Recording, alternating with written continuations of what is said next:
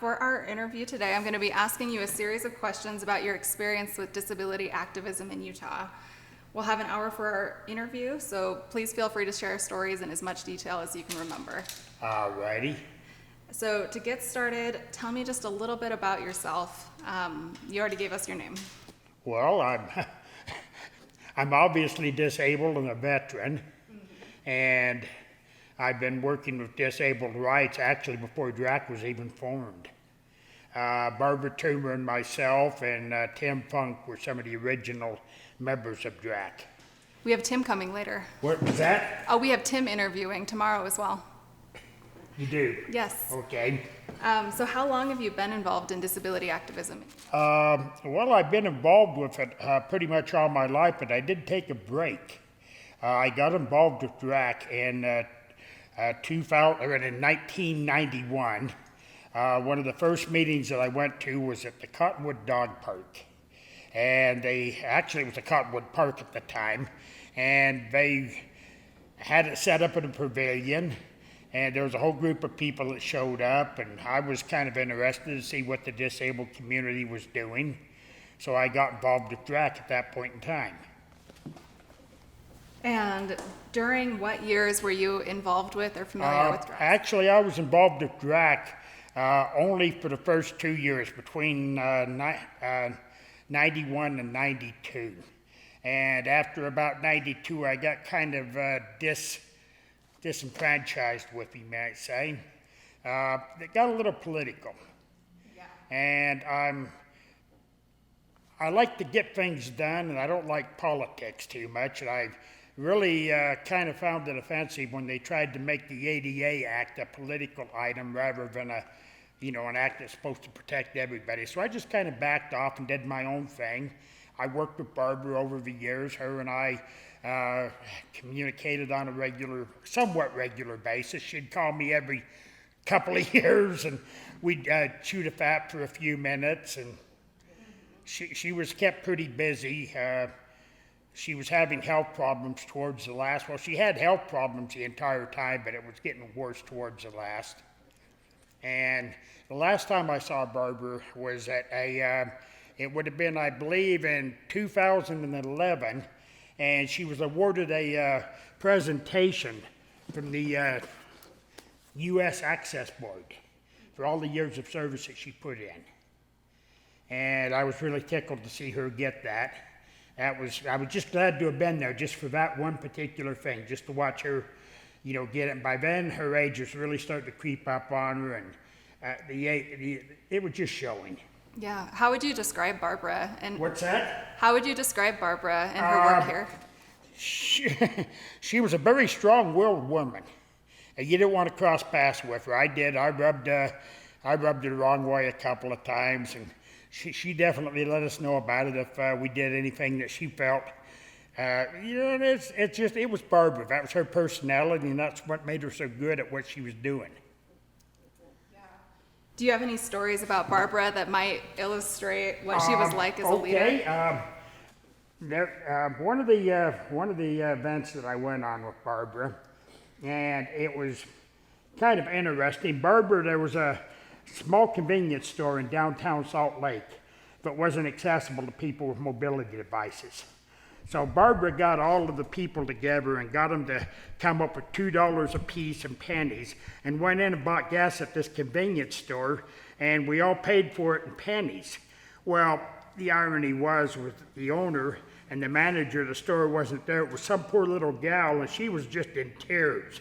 And I felt so bad after that I didn't want to get involved in any more participations like that, because it was just, I didn't see the point in it. But yeah, Barbara kept on, and then she got involved with tracks and with UTA, and I went on a couple of rides with her on UTA when that thing first was getting in, and she was fighting with them. And then she became involved with different organizations within the city and within UTA, and she just worked her way through the end drum. She was a very active lady. You mentioned that she was involved with the U.S. Access Board. What? You mentioned that she was involved with the U.S. Access Board. U.S. Access Board. She was a member of the U.S. Access Board, and I would like to see DRAC get some people on there that would go and be members, participate. Now, you've got to be a member of an organization, a 501c3, which I right now am not. And in order to get involved, that's kind of the criteria. I somewhat inactive with them. I get all their information, I read it. I do call in from time to time when there's subjects that are of interest to me and voice my opinion for all it's worth, not being a nonprofit. But yeah, I just keep fighting it. So, as someone who's worked within the disability rights movement for quite a while, you've likely encountered a variety of disability groups that have different approaches to social change. What can you remember about how and why you got involved with DRAC, and is there anything about the organization that was interesting or different from how other groups were operating? Okay, well, that's kind of an interesting question. Technically, DRAC was pretty much it all by itself.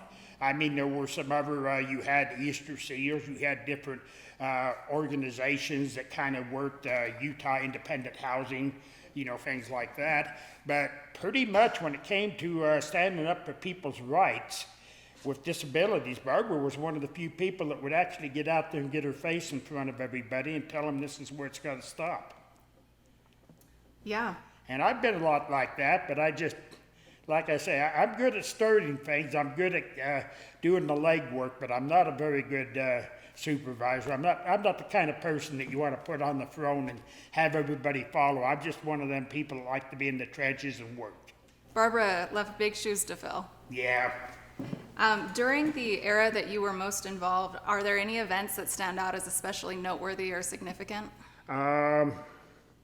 Actually, I think one of the most memorable events that I remember was when Barbara went after one of the banks that wasn't, where drive-through windows wasn't accessible.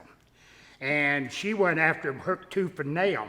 And it didn't take very long before they had their operation completely turned around and totally accessible. And I got a kick out of the way she dealt with the bank president there.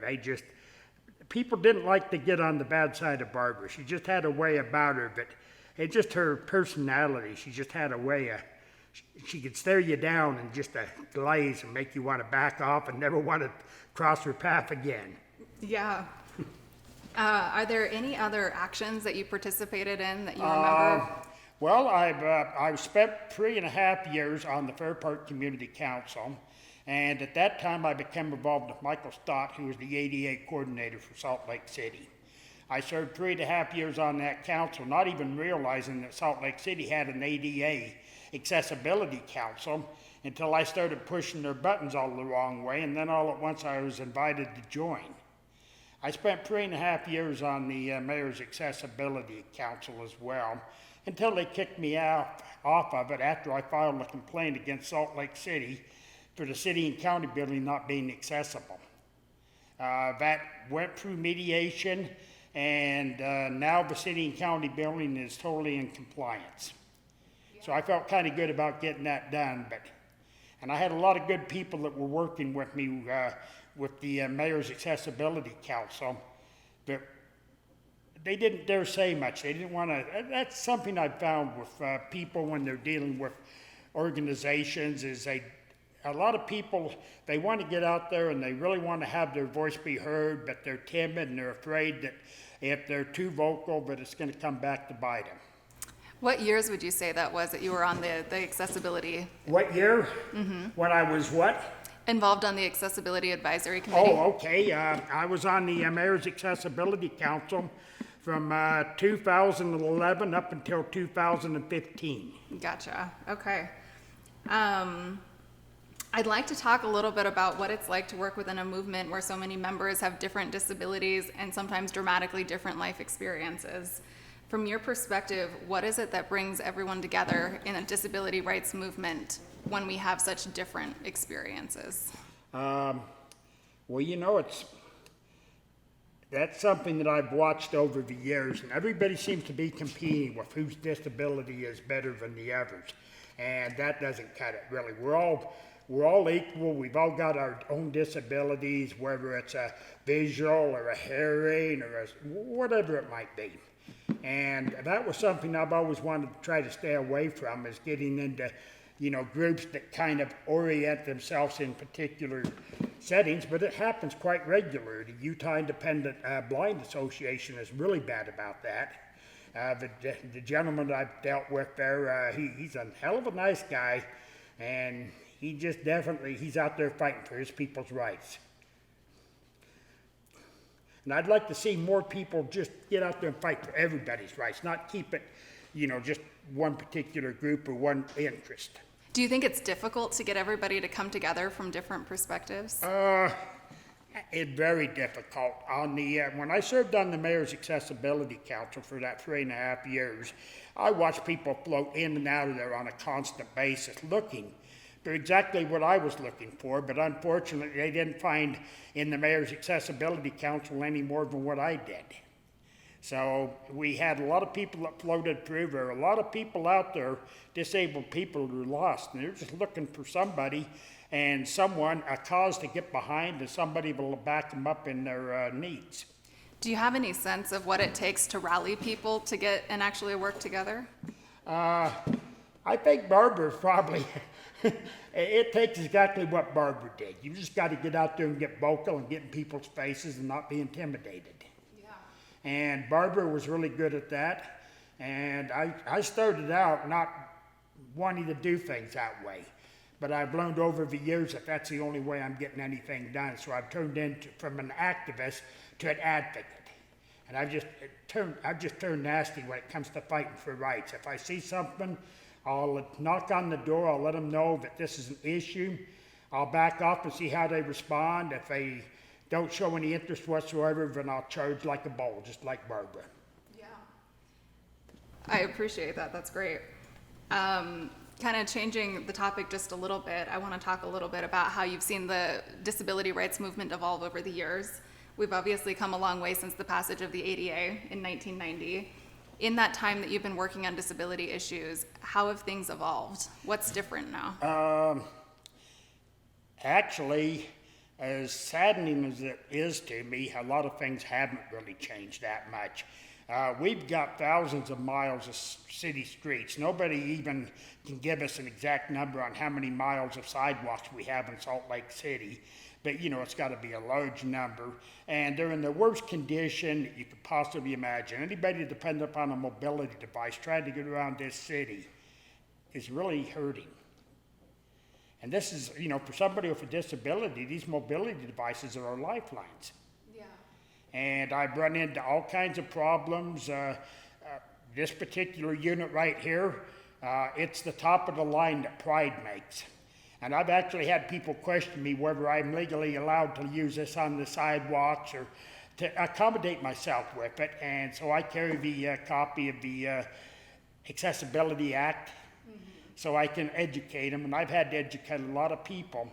And I shouldn't have to be doing this when it comes to city employees. They should already be getting instructed on what the ADA is and what their role should be, but they're not. Yeah, I know so sidewalks. We got a lot of work ahead of us. Yeah, I know sidewalks still need a lot of work. Are there any areas where you have seen any progress in like transportation or healthcare?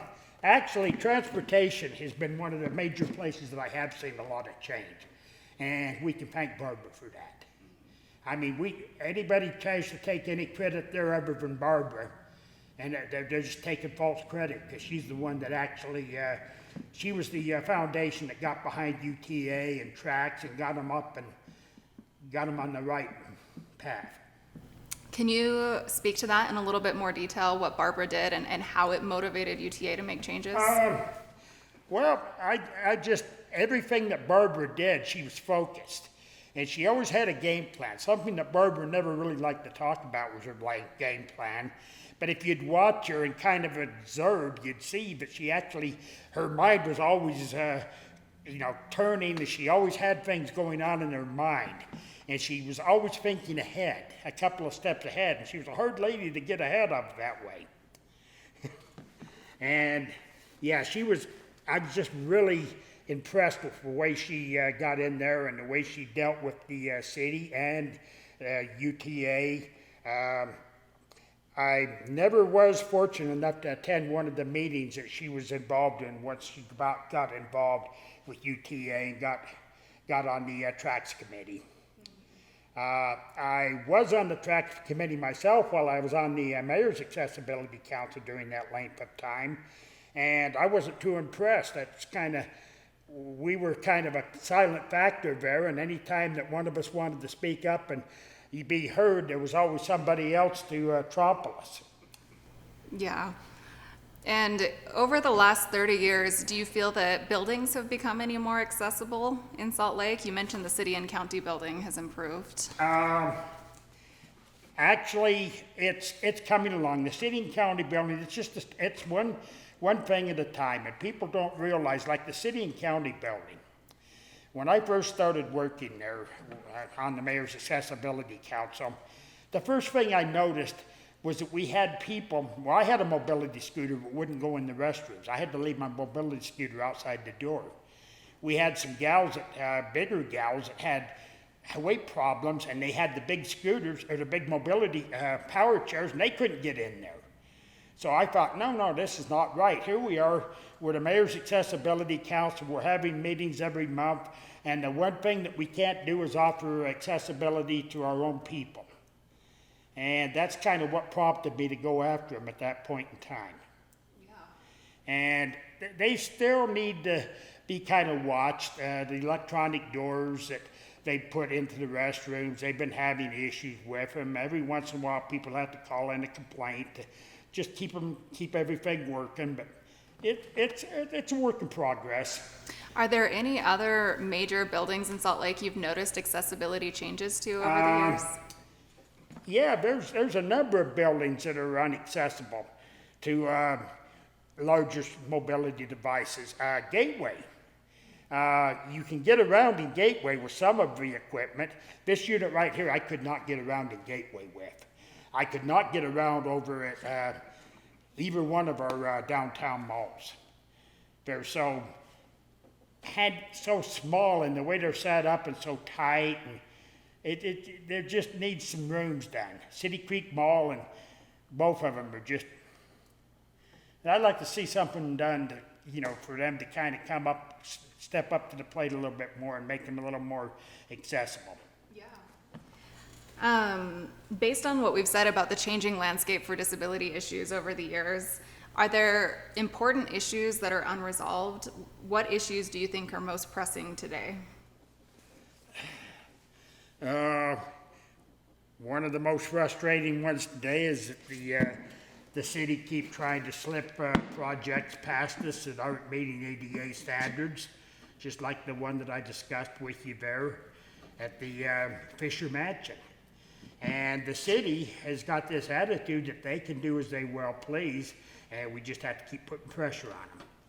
And it's the same attorney that I'm dealing with now that I was dealing with when I filed the suit against the city. So he's got to know better. It seems like people aren't very knowledgeable. What? It seems like people aren't very knowledgeable about accessibility issues, that it's still not something that people have a thought about. Not. And it really needs, it's something that each separate city needs to educate their staff on on what's required under the ADA and what the employees are expected to do as far as making accessibility possible for everybody, and they're just not doing it. Yeah, absolutely. Are there any other important issues that you see as pressing today? Healthcare, community-based care, improvements to public transportation? One issue that I'm pushing right now, being a veteran, I'm going after the VA right now. For a lot of years, the VA has been allowed to get away with giving veterans substandard medical care. People don't realize it, but in 1930, there was a law passed that made it to where the VA could not be sued for malpractice or their physicians. And in 14 years of being a patient at the VA, I've had malpractice pulled on me at least 6 times. End of life care up at the VA, I've known some friends that have gone through that, and it scares me when I see the way they were treated. and to think that my time's coming somewhere down the road. No, I've got to do something to fix that before I get to that point, before I'm too old to do anything about it. Yeah, absolutely. Do you have any memories? I know you've spoken about Barbara Toomer. Is there anyone else other than Barbara that you knew in the 90s or early 2000s? There was a gentleman out there, and he was on the Mayor's Accessibility Council when I signed on, and he'd been around forever and ever. And he was one of the nicest individuals. His name was Craig Carter. And Craig was the nicest guy. He was involved with all Echoes Theater, all that. He was into the arts big time. And he had spent his entire life putting there in a wheelchair. And he didn't even like a power chair. He wanted the old style wheelchair. He was quite a character. And I used to enjoy going out and going to dinner. We'd always, the Mayor's Accessibility Council, we weren't supposed to do this, but we, about every other week, we would meet the coachmans. And we'd have our own little private meetings to discuss what was going on as far as ADA issues and how we could prompt the city into being a little more proactive. So, and Craig Carter was a really nice guy. There was an individual by the name of John Smith. He works with the governor's office. He was I really enjoyed working with him over the years. There was also Steve Nikita, Carol Nikita's brother, and he's with the Attorney General's office.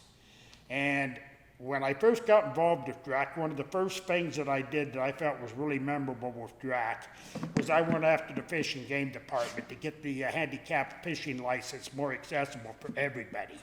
And Steve Nikita was actually the one that helped me walk through that process and get that accomplished. That was against Barbara's wishes. That pissed her off. That was one of the things I did that pissed Barbara off. Around what time would that have been? That was right around 2000. That was right around 1991. Okay. That was right close to the time that, it wasn't too much after that time that I kind of broke ties with DRAC. Tim was getting involved with other things. Now I believe it was the Urban Crossroads Centers that Tim was involved with at the time, as I recall. Mm-hmm. He still is. And is he still involved with them? Okay. So, yeah, these organizations, they just seem to go on forever and ever, and I haven't seen Tim. It's been a long time since I saw Tim last. Do you have any memories from before 1990, before the passage of the ADA, any work that you might have done in the 70s or 80s? Oh, yeah, I sure do. Watching myself become disabled more and more all the time with my back and spinal cord injury that I've had. I've kind of watched everything that I've been kind of a student of nature. I've watched what other people are doing, watched what's been going on around me, and with what was going on as far as DRAC and with the disabled rights and what went on before then, this is just kind of a prelude. I mean, the ADA started out, when that thing first started out, it was only like 58 pages. I mean, the initial draft, I read it and I thought, gee, I'm smart, I know the ADA. They've added hundreds and thousands of pages to that now. I think it's in the upper 3,000 or 4,000 pages that the ADA Act encompasses now, because they keep adding more and more to it. They keep looking for more ways, and it's a work in progress. Yeah. What was happening in Utah in the 70s and 80s with disability activism? What was that? What was happening in Utah in the 70s and 80s?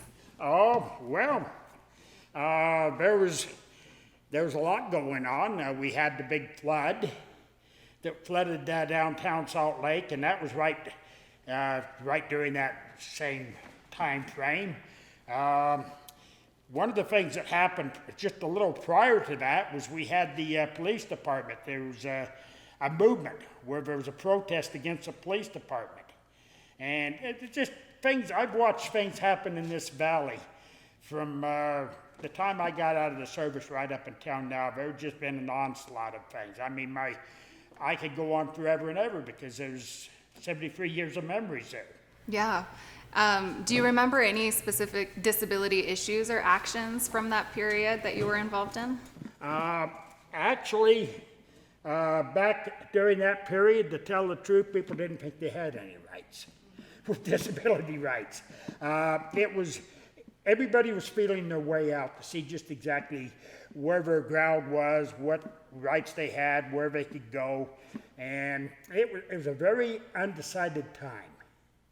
And people like myself that was becoming more and more dependent upon mobility devices, all we could do was just keep pushing the government and to keep pushing on the ADA, to keep making it better and coming up with all new improvements. Here in Utah, did we have any sense of the other events that were happening on a national scale, like the passage of the Rehabilitation Act in 1979 and the efforts to enforce it? Actually, like I say, up until Barbara's time, things were pretty dead in this valley. I mean, I was looking. When I found Barbara, I was looking. I hadn't found a heck of a lot in the way of any activities going out there that involved people with disabilities. And it's something I think we need to keep working on. There's a lot of people out there with disabilities that want to be more active, but want to, and people like that, they need to be given options. We need to try to make everybody just as whole as possible. Yeah. And there was a lot of unwhole people back then. There's still a lot of unwhole people now. And based on your recollection, when do you remember meeting and getting to know Barbara? When do I what? When did you meet Barbara? When did I meet Barbara? That would have been in the early spring of 1991. 1991. That was at the Cottonwood Park.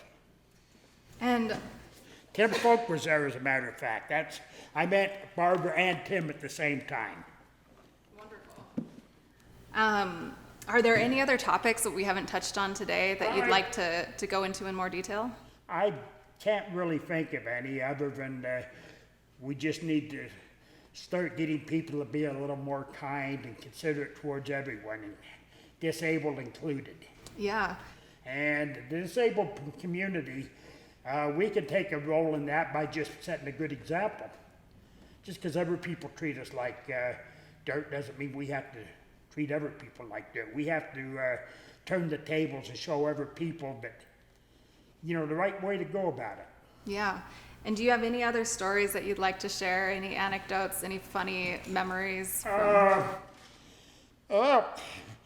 I do have one story, but this goes way back before this, back during my military service. During the spring of 1965, I spent a little time in Fort Ord, California. And there was a place called Big Sur Lodge.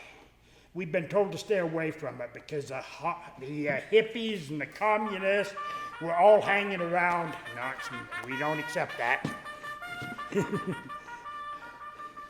Excuse me, that's my patriotic. Oh, we'll give it just a second.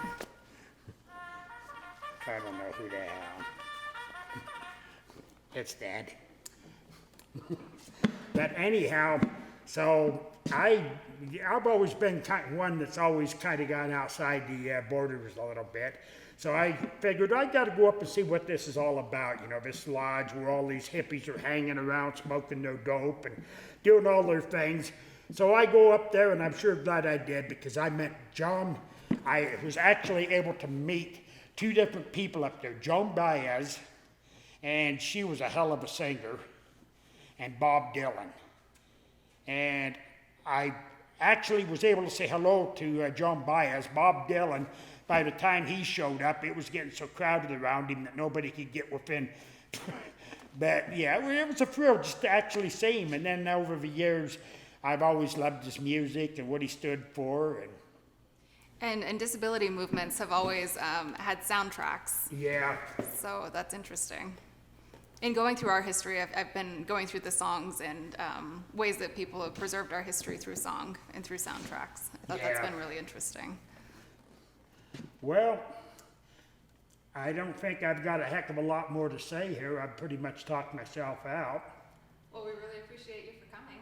Okay, and tell Tim hello for me. Yes. And I'm going to keep my finger on the pulse and hopefully keep in touch with you guys and keep everything kind of on the up and up, and hopefully we'll get some things resolved here in the city. Yeah, absolutely.